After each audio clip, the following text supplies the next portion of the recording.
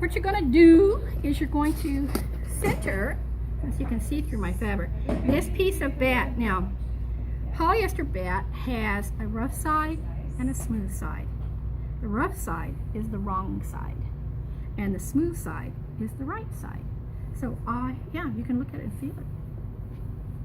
Nearly all of them. The smooth side against the fabric. And I do not want to put pins on the back.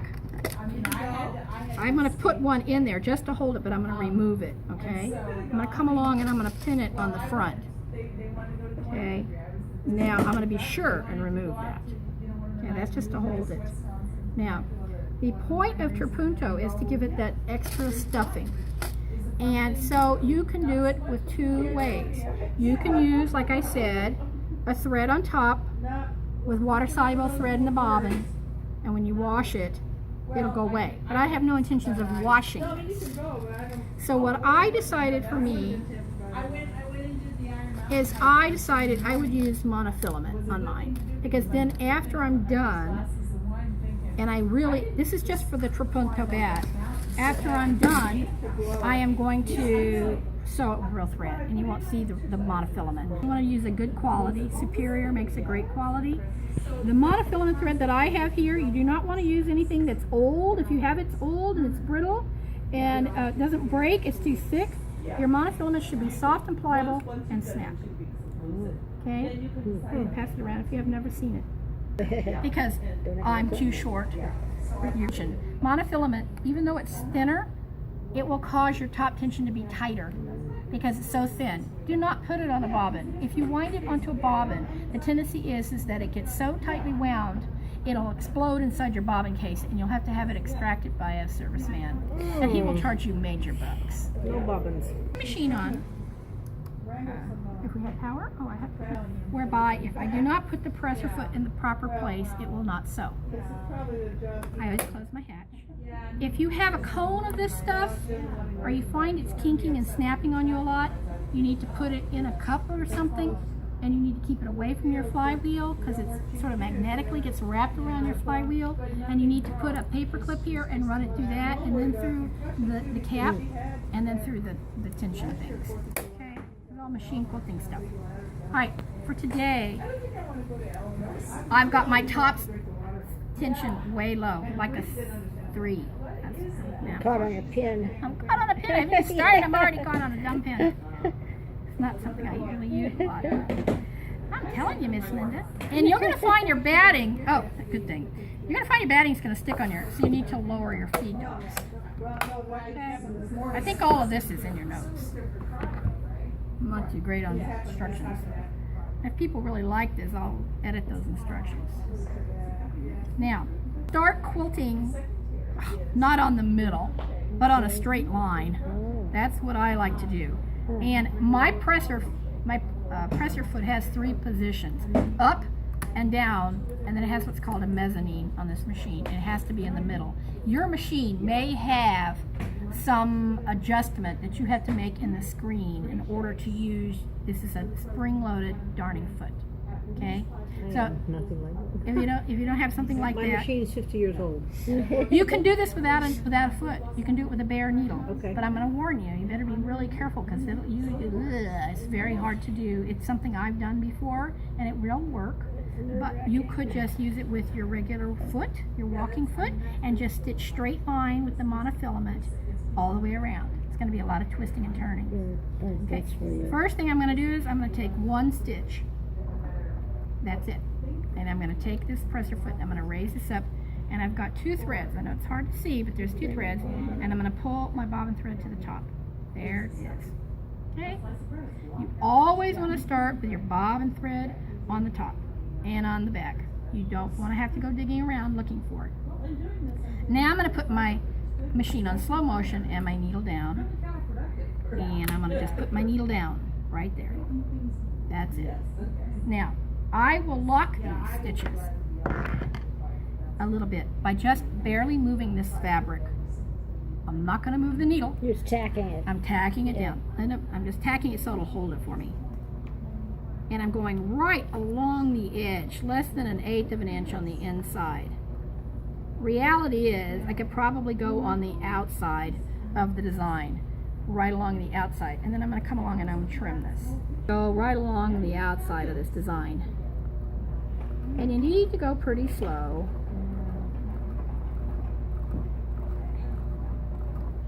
Now I'm at the top. Now normally people do like this. You don't do that. You've got to go forward, backward, left, and right. And I can see little blue dots, so I'm going to go a little lighter on my tension. Top tension. Because it's so tight, you really will see them. But that's okay, because we'll be sewing over these.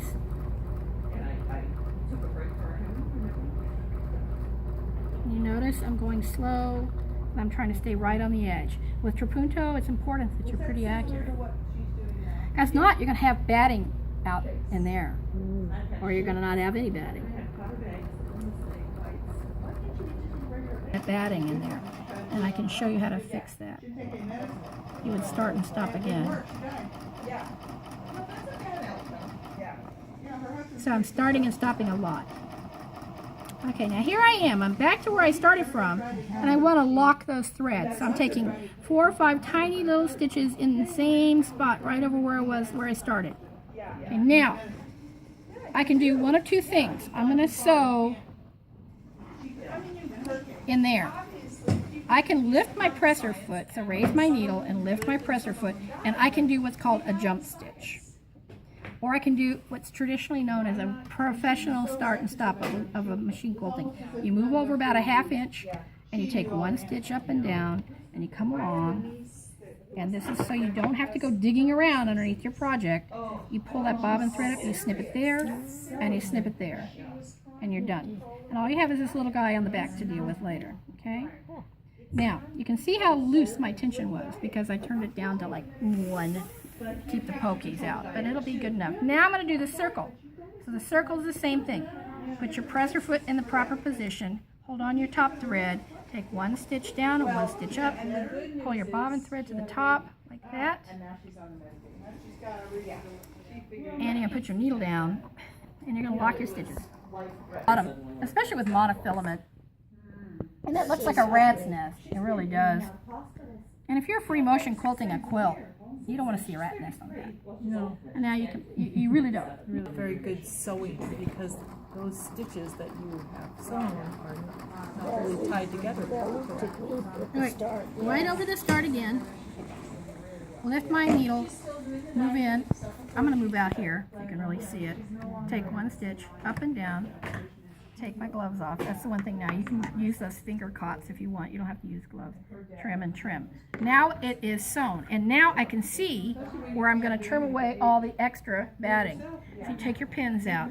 These pins are only there to keep that batting from shifting. And nothing major happens otherwise. And then you got to come along with your scissors.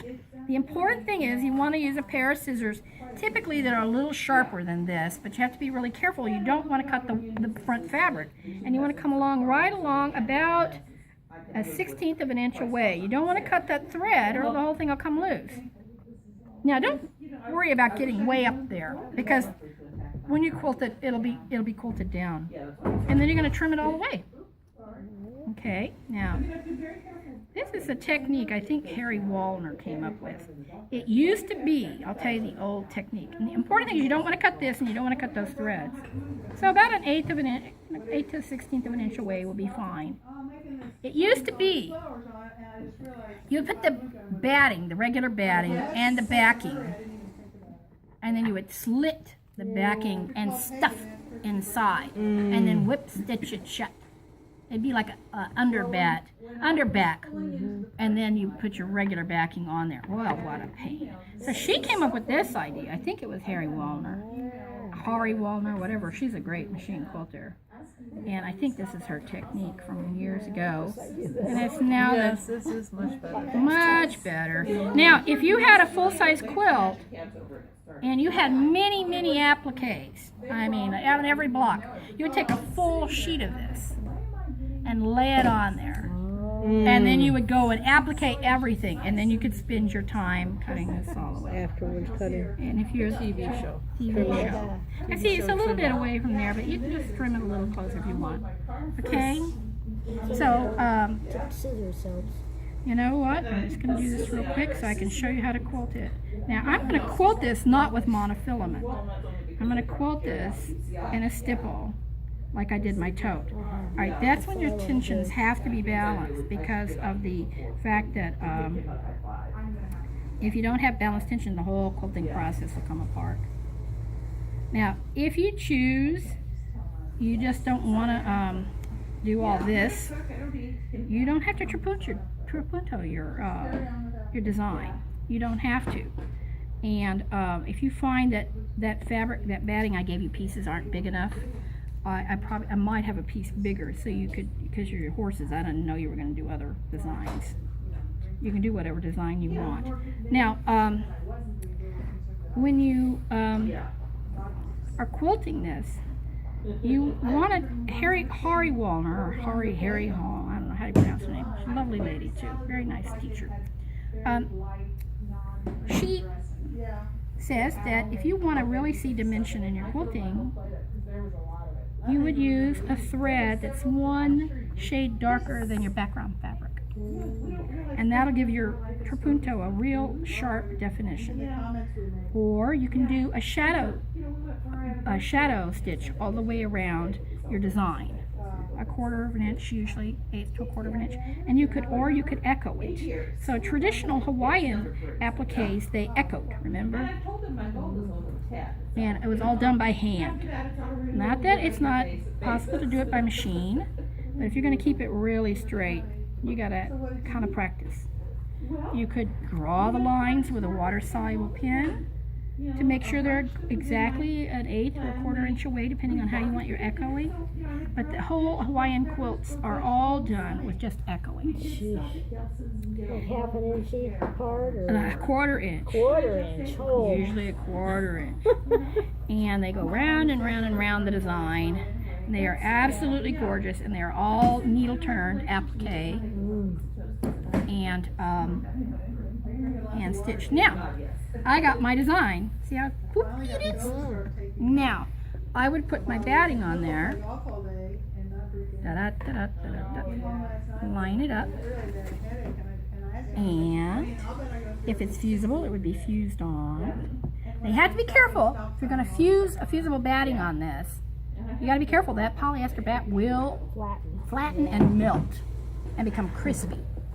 So you would probably not want to fuse around the applique. Oh, did I not do the middle? No. I didn't do the middle.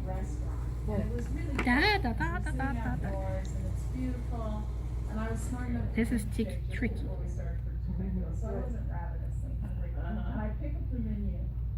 This is tricky. You want to be careful you don't cut the center of your belt tip scissors is good to be doing this. I have punch the fabric that way. Kids Crayola Fiskars. These are called a dentist scissors. Ah. You got little pieces in back, especially with monofilament, back out your machine. Never. Snip it here and pull it down through your thread through. So, what horrendous color do we want to use? And if you don't tie this down somehow, half of it has pokies on the top and half has pokies on the back. That's the balance. It's really hard. Now the needles are also important. I think this is a 90-14 top stitch needle. You do not want to use anything smaller than an 80-12. The reason is now you can put pins in it if you want, but it has some basting spray. Just a bit longer than the rest of them. Don't worry but about that's okay. it. That's okay. You want to make sure that you would baste it. This has had spray baste on it, so it's still sticky. Otherwise, you can baste with these things, or you can baste with safety pins. Either way, do not sew over the pin. Okay, so now I'm going to change this bobbin out. No more purple back. And I will put in a bobbin that matches my top. Look, can you think of that? Got lucky. That's top stitch needle, and how do I know it has a gimongous hole? Am I uber lazy? Yes. Alright, I'm going to do the same. Pull my bobbin thread to the top. Now, you can do one of two things with this stupid center. You can just leave it as a stupid center, as a circle. And now I'm going to put my needle down, or you can stipple in there. Now, you're going to have to excuse, and I have 4 or 5 tiny little stitches that locks the thread. Once you get the thread locked, you want to move away from there so that you can get your scissors in, and you want to trim those. If you don't, you'll sew over them and they'll be ugly, ugly. And if it's That'll be monofilament, hard to get up recently too. You don't have the tail in the back. you don't want the tail in the back. I need, okay, so now I've gotten back to where I started from. I got to lock those threads, otherwise they'll come undone. And I just sew over them, 3 or 4. Now I can sew tiny stipples, micro stippling in there. So if you want to see that.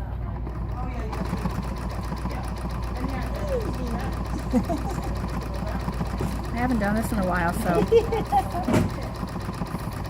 Okay, so it just looks like, you pretend like there's an ant crawling around with little feet. Now if you have that glide, you can spray your work surface with glide, or you can use, they have a new table singing. You know, it's like that Teflon pressing sheet, except it sticks to the back, to the tabletop of your machine, and makes your thing really glide. I don't have it. This tabletop has been used by other people and it's kind of sticky. Now then, that's stipple. 3, 4, 5. Gotta lock those stitches. Now those are very tight. I doubt you would have any problem with them fraying, but even if you don't, you might. Now I'm gonna move over here, needle up. I'm gonna take 1 stitch. I'm gonna pull my bobbin thread up. I always, always, always do this. So I grab both of these guys and I pull it. And once I can see that my bobbin's up, then I can snip it, because there it is, there and there. Now when you come along later on, you will trim. Oh, I'm sorry.